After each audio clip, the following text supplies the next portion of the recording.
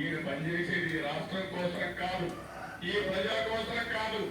ఈయన పేపర్ కోసం హోల్సేల్ గా అవినీతి చేసి డబ్బులు సంపాదించాలనే ధ్యాస తప్ప ఈ పేద ప్రజానికి ఉద్ధరించడంలో రాష్ట్రాన్ని కాపాడాలని ఆలోచన లేదు. నేను అడుగుతున్నాను ముఖ్యమంత్రిని, కోవిడ్ వేవ్ 1 వచ్చింది, వేవ్ 2 చాలా దేశాల్లో వచ్చింది. వచ్చినప్పుడు చాలా దేశాలను ప్రెడిక్ట్ చేశా, ఇండియాలో కూడా వస్తుందని చెప్పా, ఆంధ్రాలో కూడా వస్తుందని చెప్పాం. ఏం చేశారు? ఎక్కడైతే మీరు ఉన్నారు, ఏదైతే తాడేపల్లి ప్యాలెస్ లో